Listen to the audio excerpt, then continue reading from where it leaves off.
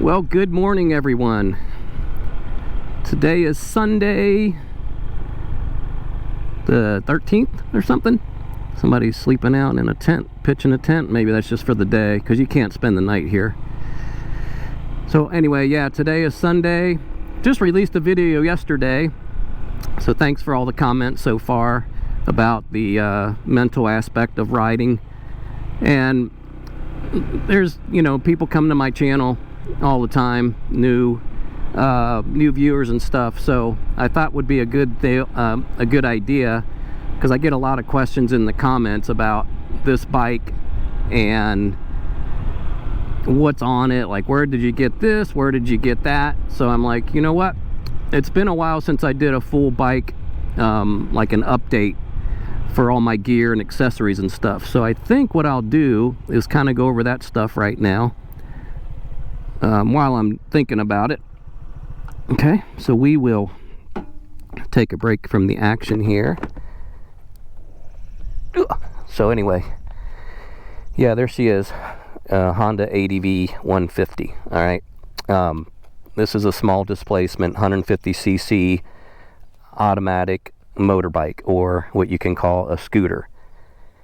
Scooter gets a bad rap. People think of little step-through scooters like that you'd see on a beach boardwalk, but this is not a maxi scooter. It's kind of in the mid-range, I would say. But anyway, getting back to the accessories, of course I have some decals on it and stuff, and everything that I talk about will be linked below in the video. And if you happen to get something off Amazon, they make us disclose that we get a small cut of that action, whatever. It's like peanuts, honestly, a couple cents to the dollar. But hey, it's better than nothing. So this is a license plate frame that I got. And these little reflective bolts are really cool because it shines at night. So that's one thing. I just put some stickers on the bike, just like kind of make it my own, but it's nothing elaborate. So these mirrors, these S-Max mirrors, okay, these are aftermarket. They're kind of cool. They got this little these orange accents on it, and Fenrir is the brand. Again, thanks to Fenrir for supplying those to me. I did a video on those a while back, but they look really sharp. You can't tell until you get the stock mirrors off and put these on, and they do look a lot sleeker. And I can see out of them fine, actually. They have a little blue tint to them, and they actually kind of help reduce the glare of the sun, okay? So another option is this phone mount. I probably get more comments on this than anything. So this phone mount is really cool. You just pull the tabs, take it off, put it back in, and it just fits onto the handlebar. So for the price, this thing is freaking awesome. Freaking awesome. So you'll see that the AOC, they call it, is my dash cam. It's like an Apple CarPlay or Android CarPlay. So I actually wired this to what they call a fuse tap near my battery, in my battery fuse box. It wasn't that hard, but check out the video on this. That was the first time I messed with electrical. I was a little paranoid about that, but it worked out. A fuse tap's really easy to do, and honestly, I never heard of a fuse tap before I started messing and researching that. But actually, it turns on with the ignition. So that fuse tap that's in the fuse box only turns on when you turn the ignition on, so you don't drain your battery. Okay, let's see, I think I got a little ADV 150 cover here. Yep, that's aftermarket. And this, of course, basically my setup for my cams. This is kind of an apparatus that puts my cam at a certain level. And this mirror, I think it's called a 180 mirror, just helps me see in my blind spots and stuff. So that's pretty cool. I rely probably more on, obviously, the two side mirrors and the rear facing camera, which is right here. This rear facing camera is right, yeah, okay. Got one there, which runs up to the AOC, and then the other one is right here. Okay, so I got 2 cams, front and back. And those are always recording in a loop on an SD card. So if you get into an accident, heaven forbid, you're covered because you can take the SD card out of this and prove what happened in the situation. Okay, so it looks pretty cool. And this aftermarket windscreen is probably, I don't know, I think the original only goes up to about here, so it's about 3 or 4 inches taller and a little wider on this windscreen. And again, links below, but I've had that on there. I think this was the first thing I ever replaced on my bike. So the windscreen really does a good job. And of course, just basically cosmetic stuff. I think that's it. But yeah, this is for the pillion. These are the leg rest if I chose to ride a person on it, which I've never done yet. Never. Just always go solo, but that's what these are. And they could just sit up here and hold on to the old hell bars, I call them. So yeah, that's let's see what we got here. You got your fuel right there. There's your fuel cap, and there's your seat if you push it down, and there's all your storage under your seat. So pretty cool. I mean, it's deep enough. I got a tire repair kit. I got my battery powered air compressor, which is awesome. I use that all the time, not because I get flats, but just to top everything off. And I always keep that on me when I ride. Just, you never know, a repair kit and a inflator, right? You never know. It's small enough to keep in there. So let's start this thing up.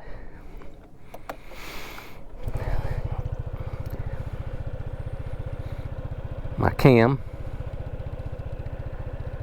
make sure that's working, which it is. I think this is still on. Good. So yeah, see, here's the OC. So you can link anything, sync anything on your phone to this, which is, mine's Android, but this is pretty cool. I think my favorite thing about this is, once it boots up, is these cams. Now, this one, yeah, this one is facing backwards. So let me see here. I'm not going to go over all here, but I like to keep this on. But you can also basically just use your Android Auto, and then it syncs with your phone for like your navigation, which is a little bigger than your phone. I don't know, but I don't really use it for navigation because I kind of know where I'm going. I rather just use it for the cams, and that's a really nice cam. I mean, I think it's 1080 if I'm not mistaken. It's really got good quality for that. So yeah, I wanted to talk about this bike a little bit more because, like I said, I have people new to my channel every day, and people ask me, why did you choose the ADV 150? Well, for one, it's a Honda, okay? And Honda is probably one of the most reliable brands on the market. So I wanted to go with Honda. The quick story to this ADV 150 was I rode motorcycles when I was in my early 20s. I had a piece of crap Yamaha like 500 or something that fouled spark plugs left and right. I bought it for like 900 bucks. And this guy raced it on a track, and he didn't tell me. So the jets, they call them, inside the engine were meant to ride wide open, your throttle, right? So yeah, he didn't disclose that. A mechanic told me that after about 3 trips to the mechanic. He's like, whoever had this bike probably replaced these jets so they'd get more benefit of the throttle being wide open on the track. I'm like, well, great. So I basically spent $900 for the bike, and it was the most unreliable thing I ever had, and it just turned my stomach on motorcycles. I'm like, you know what, screw motorcycles. I'm just not going to bother, because it was such a pain in the ass to ride. I would literally break down on the road all the time. I remember my wife would have to come deliver spark plugs to me because it would foul them left and right. So then I started carrying a half a dozen spark plugs on my on my bike, and I'm like, holy crap, this is not worth it. So after about 3 or 4 trips to the mechanic, I was getting really frustrated because he just couldn't get it right, you know. And finally the guy felt sorry for me, I think. He's like, you know what, tell you what, dude, I like this bike, it's pretty, it's really, if I could get this engine running, you won't have any problems, but it's going to take me a while. And he's like, how much did you pay for it? I said $900. He's like, I'll give you $900 for it. I'm like, thank God, deal. So we went to the bank across the street and I got rid of that bike. I was the happiest guy on the earth because it was just such a pain in the ass to deal with. So that's basically my story, why I gave up riding. And it's all because of this jackoff who sold me this piece of shit bike for $900 and didn't bother to tell me anything about it. And he saw a sucker coming and he ruined my experience on bikes for decades. Thank you, sir. Thanks for selling me that piece of garbage.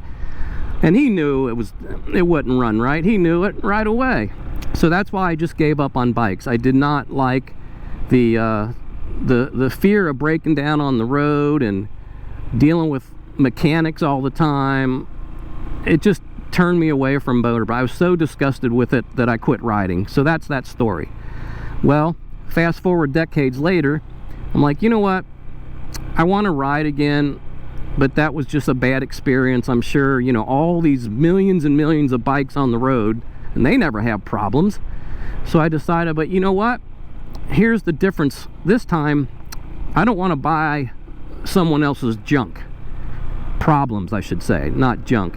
So what I did was I decided, well, I'm going to buy something brand new that nobody's owned before, that nobody's tinkered with. And when I do it this time, I'm going to buy the most reliable thing I can on the road, because my number one fear was breaking down. And that's not a comfortable feeling when you're out on the road, nobody around, and you broke down. I don't think back then I even had a cell phone, so it was a pain in the ass. So I'm like, you know what? I think I'm going to stick with the Honda brand because of the reliability, but I don't want a big, clunky, heavy motorbike. I just want something that's going to be really fun and easy to ride, light, maneuverability. So that's why I chose like an automatic scooter. I didn't want to deal with shifting gears and all that anymore. And I was getting older, to the fact that you know, being above 50, I didn't want to deal with anything heavy and complicated, but I still wanted to get out there on 2 wheels and ride. So that's what led me to the Honda brand. At least I wanted the PCX 150. I really loved the PCX 150, but I couldn't find them. They were just nowhere around my local area. Even used, I couldn't find one. If I found one, it was like on the West Coast, and then shipping would have cost too much to ship it to me. So I'm like, I'll just buy something new, I guess, because I was a little bit impatient. But if I had it to do over again, guys, I would probably not spend the money on retail price, because it's just, you can find these same bikes thousands less, slightly used. So if I would have been more patient, but I wasn't, you know, a lot of stuff is impulse buying in this country, and I did the same thing. I saw this ADV 150 in the showroom, and I'm like, that's my bike. That was cool, or that is cool. So yeah, I bought the ADV 150, brand new, and right out the door with a helmet and stuff included was like $5 grand. It's paid off now, but then I think I was only paying like 80 bucks a month. I financed it for a little while, but then I wound up just paying it off. So I bought this ADV 150 from a local dealer, brand new. And the only regret I have is paying full price, of course. I don't regret buying the machine. It's a great ride. It's really really fun to ride, and the automatic feature is just priceless. I mean, I never had so much fun on a bike having an automatic. And people knock automatics and stuff, but it's like, you know what? I don't care what people think. It is what it is. You know, I enjoy it.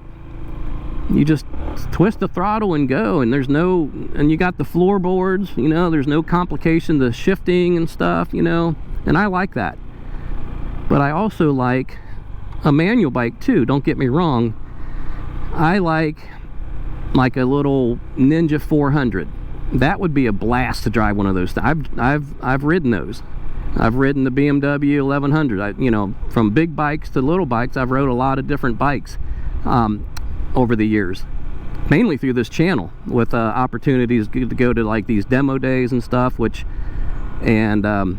Yeah, the Ninja 400 is a freaking beast of a machine, being that small of a CC engine. The quickness, probably one of the best bikes in the world, I would think, for a sport bike, and I think it is rated the best one, the Kawasaki Ninja. I could be wrong, but it's one of the top ones. So with that said, yeah, that's why I chose the Honda brand. But when you do buy a bike, and some people new to my channel find my bikes by doing research, like on a Honda or scooter or whatever, you got to really understand, you know, what you want out of a bike.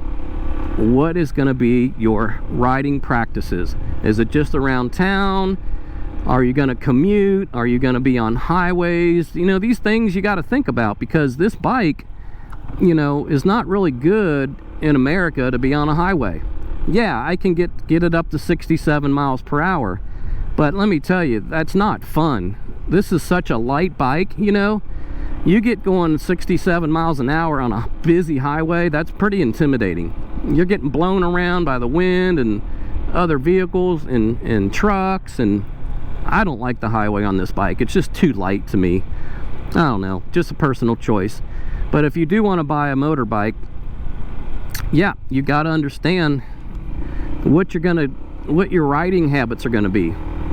I can't stress that enough, because I did a lot of research on this, and I am not regretting it one bit, because this is what I like to do. This is exactly why I bought this bike, to ride around the back roads, drive down to the park, you know, not commuting on a highway every day. No, this is not the right bike for that. I'm sorry. Some people do that, but I wouldn't feel comfortable on it every day.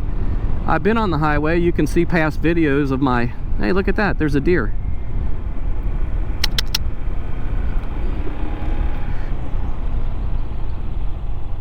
Hey, buddy. Did I ever tell you the story? I got chased by about 3 bucks before? No joke. I was in another park, and a buck lifted his head over like the embankment, and then like boop, boop, boop, about 2 or 3 more lifted their head over this like little hill, and the one started chasing my ass. This little buck started running after me. I'm like, what the hell? But I was on a bike. I was on a cycle then, a bicycle. And I'm like, oh shit, I started booking, man. I started pedaling real fast, and this buck kept getting closer and closer.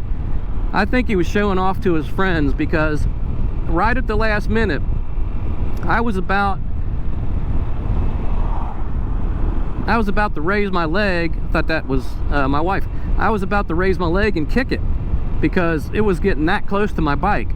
Well, as soon as I raised my leg to almost kick it, it just boop, darted a different direction, and all the other bucks started running with it. I'm like, you little juvenile buck was just playing games with me, I think.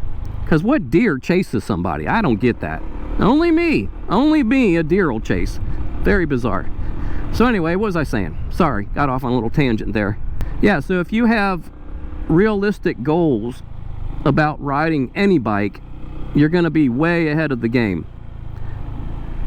You got to know what you want, and you got to know where you're going to be riding, the lifestyle that you have, and it's just going to be a lot more pleasurable experience if you do your homework. And another reason I wanted to get a bike like this was maintenance. I don't mind tinkering with stuff and changing oil and stuff, but I'm not really a gearhead where I like to go out and work on, you know, machinery in the garage every day. I'm just not like that. So I wanted a bike that was going to be easy to maintain. And if you look at some of my videos, you'll understand that the oil change on this is one of the more simple things you can do in life. It's really easy. You can take it to a dealer and have oil change done, but honestly, it's not hard at all, even if you're not really a mechanic. It's just a turn of a bolt to drain it, and a turn of another bolt on the other side to make sure the filter's okay. And that's about it. It's real simple. Look at my videos on how to change the oil on this and you'd be like, oh, I could do that, you know. So I wanted a bike that I could do those type of things. Now the major stuff where I gotta adjust valves and, you know, replace a belt down the road for the CVT, yeah, I don't think I would tackle that. You know what, I probably would. Actually, I would. But valve adjustments and stuff, meh, I don't know. That may, because I know a valve adjustment on this, they say to do like every 4,000 miles, I think. I could be wrong. But there's some things that I'm just not going to tackle, you know, because I don't want to wind up screwing up something. So consider what you can do on a bike, the maintenance on it, and you can save a lot of money if you have the patience and the confidence, I should say. The confidence is key to get in there and do it, because you really can't screw up an oil change unless you forget to put oil back in the vehicle, you know. So what do I like about this bike? Well, if you watch any of my other videos, most of them is because it's light and nimble and ease of use. Twist it and you go. The two levers up here are your front and back brake. There is no gear shift, there is no lever for your brakes on the floor. They're both up here, okay? And that's really easy. You don't have to think about anything when you ride this thing. You can focus on the road. You got your front and left, you know, front and rear brake right here, and your throttle, and that's it. It makes riding, to me, a lot more enjoyable and easy. It's like renting like something, you'd find something like this in a campground, or maybe a boardwalk on a beach, or like, you know, a little beach town, those little Vespas and stuff. Pretty similar. It's just a different style, maybe a little more power, you know, with 150cc, but that's all I need. I don't need anything more powerful than that. And if this thing gets 150 miles per gallon, the fuel economy on something like this is just a no-brainer. You could ride all day long, several days, a week, at least I can, and never have to worry about fuel. It's beautiful. And another thing I like about this bike is the appeal of the visuals. It's a really slick looking bike. Everybody makes compliments on it when they do see it, like, nice bike. It is really an attractive bike for being a so-called scooter. It doesn't look like a scooter. Not that I would be embarrassed to ride like a scooter, like think of a Vespa, for instance. I wouldn't be embarrassed to ride one of those, but I'm just saying this doesn't look like a scooter, you know, not at all. And people think it's just a motorcycle. Well, it pretty much is. It's a motor on two wheels, right? So it's a motorcycle. Just because it's an automatic, I guess people think, oh, that's a scooter. Well, whatever, you can, labels aren't important to me. The more important thing is, do I find joy out of riding this? Yes, of course. That's why I have it. You know, insurance isn't bad on this. I don't think insurance is going to be bad on really any bike this small. You just have to shop around, but my insurance isn't very high on this whatsoever, so I'm not worried about that. The cost of ownership on something like this is really no big deal, and you can find something like this bike or something similar used with probably under 1,000 miles for half the price of what this costs retail. I'm not kidding. I see it all the time on Facebook where people say, hey, I even have comments. If you look at some of the comments on my channel, I think somebody told me they bought a bike like this. It only had like 900 miles or 800 miles on it, and he bought it for like $2,500. I'm like, wow, dude, that's a steal. That is a steal, considering this is 5,000 brand new, you know. But with all the positives about it, I do have to talk about some negatives about this bike, and they're not really negatives into a fact that I would not buy it over again. I would buy this over again without question. I just wouldn't spend full price on it. So I lived and learned, right? I would have just waited and bought something used and saved a lot of money. And that couple thousands that I could have saved, I would have thrown into the bike with some nice accessories and stuff. If I were to change one thing on this bike, anybody that's followed my channel you're going to know exactly what I'm about to say. And that's the seat. The seat is a park bench. And you know why it's a park bench? Because the manufacturer Honda that engineered this thing made it a park bench for good reason. This bike is not meant to ride across the country like a cruiser, and just, it's not meant for comfort. It's meant to hop on and off, you know, and get around, and that's it. It's not meant to ride like for comfort. It's like maybe a good for like DoorDash or Uber Eats, you know. I thought about doing that, actually. I thought about doing Uber Eats on this thing or something, because it'd be a nice way to make a little extra gas money cash, and all I need to do is get a rack on the back, you know. So I think that would be cool.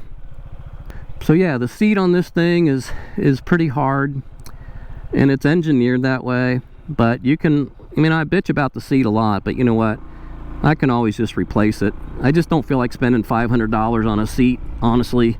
I got more important things to do in life right now for $500, because I could go buy a Corbin seat and be done with it and probably be a lot more comfortable. Well, I know it would, but it's not a concern enough where I need to do that, because I really don't ride long enough per trip to make that a consideration, honestly.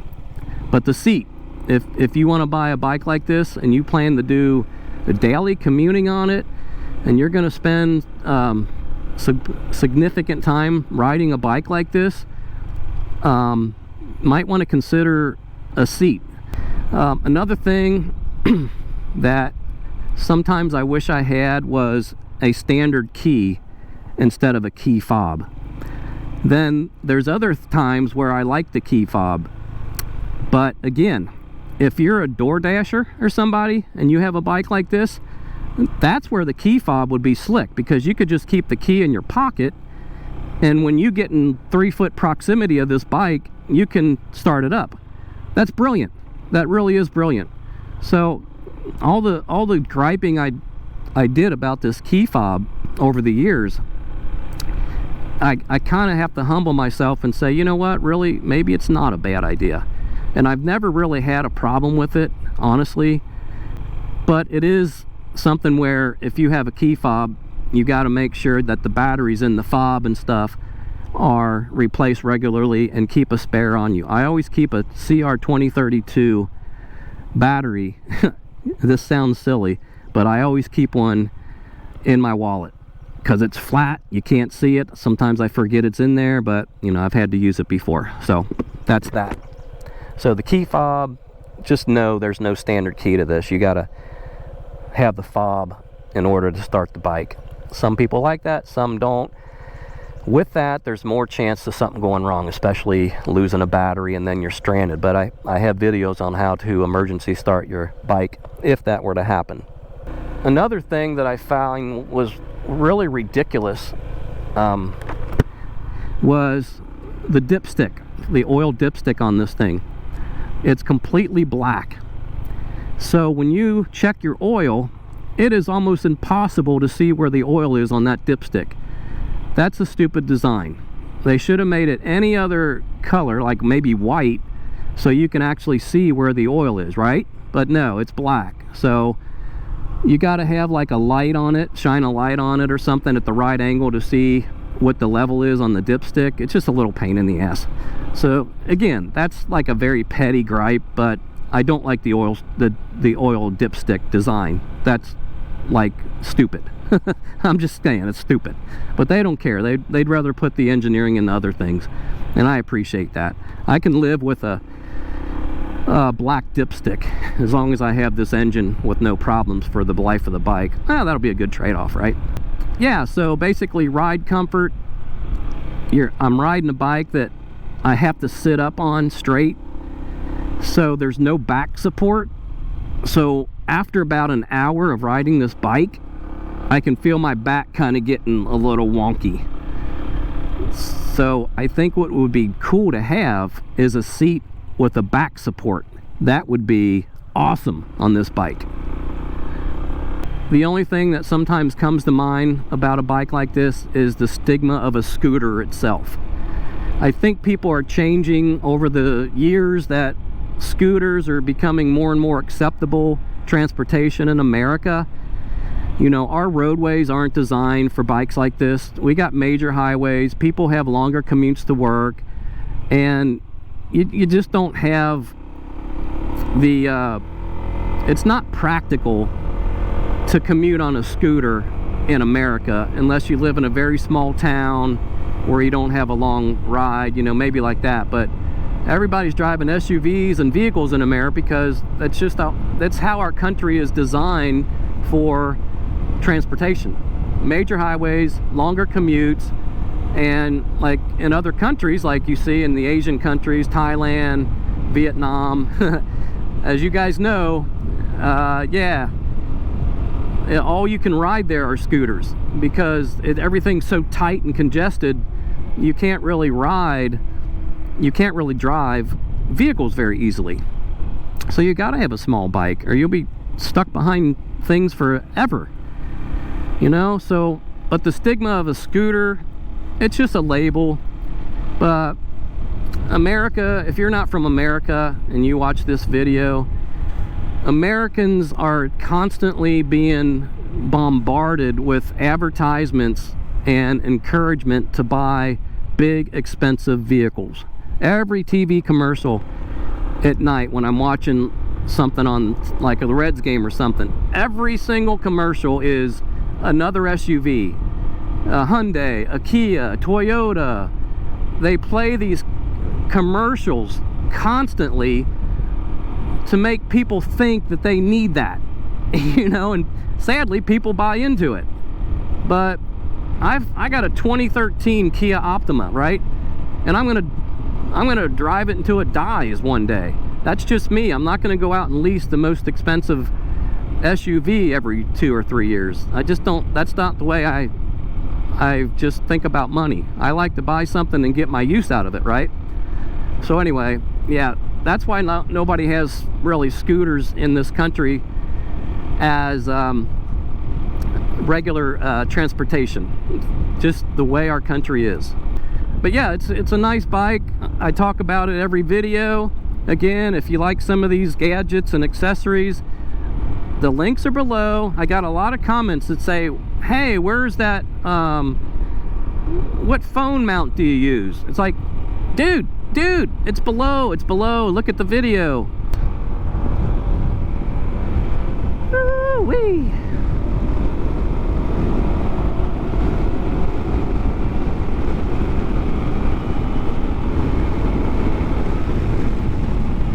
Oh man, that breeze feels great. Woo!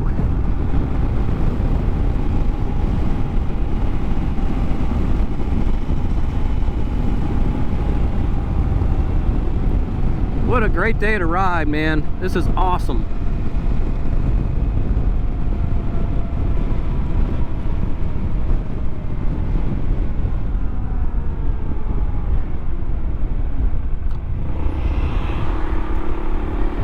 So thanks again if you're new to my channel and you're just coming across my videos.